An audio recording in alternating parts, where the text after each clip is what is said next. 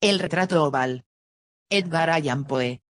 El castillo al cual mi criado se había atrevido a entrar por la fuerza antes de permitir que, gravemente herido como estaba, pasara yo la noche al aire libre, era una de esas construcciones en las que se mezclan la lobreguez y la grandeza, y que durante largo tiempo se han alzado cejijuntas en los Apeninos, tan ciertas en la realidad como en la imaginación de Mrs.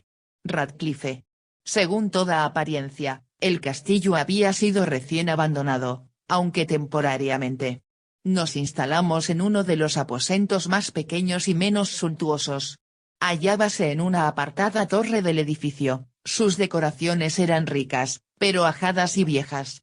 Colgaban tapices de las paredes, que engalanaban cantidad y variedad de trofeos heráldicos, así como un número insólitamente grande de vivaces pinturas modernas en marcos con arabescos de oro. Aquellas pinturas, no solamente emplazadas a lo largo de las paredes sino en diversos nichos que la extraña arquitectura del castillo exigía, despertaron profundamente mi interés, quizá a causa de mi incipiente delirio. Ordené, por tanto, a Pedro que cerrara las pesadas persianas del aposento pues era ya de noche, que encendiera las bujías de un alto candelabro situado a la cabecera de mi lecho y descorriera de par en par las orladas cortinas de terciopelo negro que envolvían la cama. Al hacerlo así deseaba entregarme, si no al sueño, por lo menos a la alternada contemplación de las pinturas y al examen de un pequeño volumen que habíamos encontrado sobre la almohada y que contenía la descripción y la crítica de aquellas. Mucho leí. Intensamente miré. Rápidas y brillantes volaron las horas, hasta llegar la profunda medianoche. La posición del candelabro me molestaba, pero, para no incomodar a mi amodorrado sirviente, alargué con dificultad la mano y lo coloqué de manera que su luz cayera directamente sobre el libro. El cambio, empero, produjo un efecto por completo inesperado. Los rayos de las numerosas bujías, pues eran muchas, cayeron en un nicho del aposento que una de las columnas del lecho había mantenido hasta ese momento en la más profunda sombra. Pude ver así, vívidamente, una pintura que me había pasado inadvertida. Era el retrato de una joven que empezaba ya a ser mujer. Miré presurosamente su retrato, y cerré los ojos. Al principio no alcancé a comprender por qué lo había hecho. Pero mientras mis párpados continuaban cerrados, cruzó por mi mente la razón de mi conducta.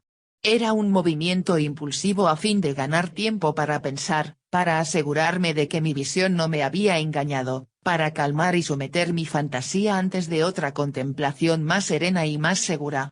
Instantes después volví a mirar fijamente la pintura.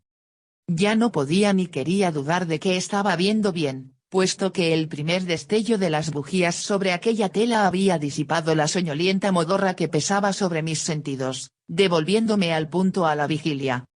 Como ya he dicho, el retrato representaba a una mujer joven. Solo abarcaba la cabeza y los hombros, pintados de la manera que técnicamente se denomina vignette, y que se parece mucho al estilo de las cabezas favoritas de Sully.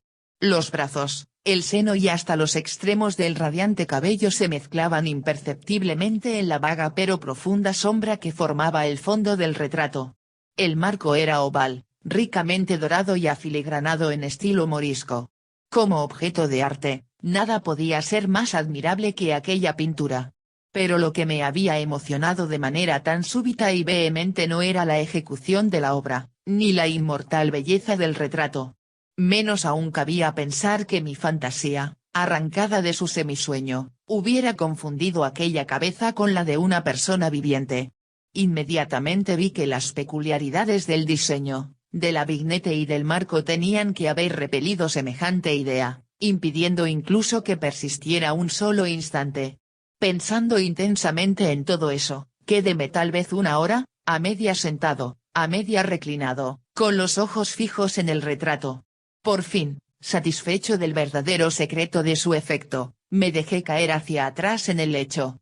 Había descubierto que el hechizo del cuadro residía en una absoluta posibilidad de vida en su expresión que, sobresaltándome al comienzo, terminó por confundirme, someterme y aterrarme. Con profundo y reverendo respeto, volví a colocar el candelabro en su posición anterior.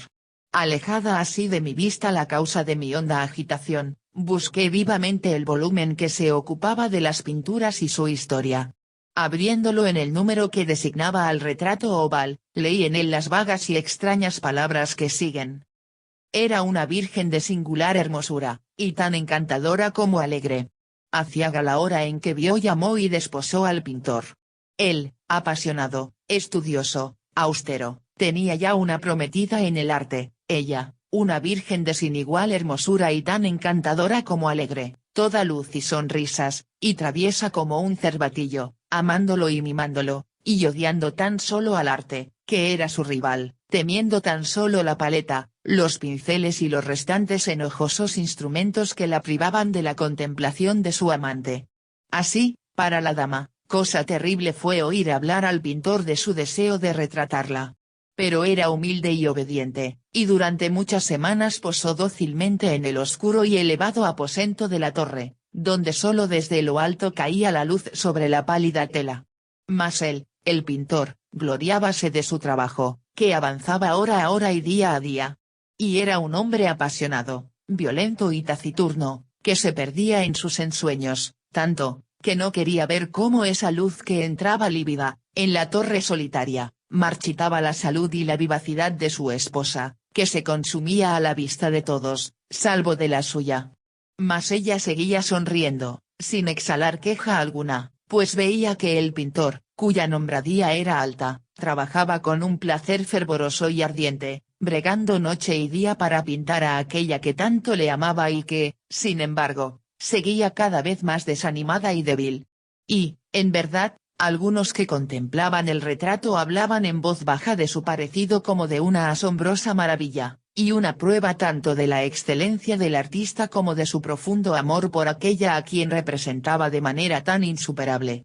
Pero, a la larga, a medida que el trabajo se acercaba a su conclusión, nadie fue admitido ya en la torre, pues el pintor habíase exaltado en el ardor de su trabajo y apenas se apartaba los ojos de la tela, incluso para mirar el rostro de su esposa. Y no quería ver que los tintes que esparcía en la tela eran extraídos de las mejillas de aquella mujer sentada a su lado. Y cuando pasaron muchas semanas y poco quedaba por hacer, salvo una pincelada en la boca y un matiz en los ojos, el espíritu de la dama osciló, vacilante como la llama en el tubo de la lámpara. Y entonces la pincelada fue puesta y aplicado el matiz, y durante un momento el pintor quedó en trance frente a la obra cumplida. Pero, cuando estaba mirándola, púsose pálido y tembló mientras gritaba, ciertamente, esta es la vida misma, y volvióse de improviso para mirar a su amada. Estaba muerta.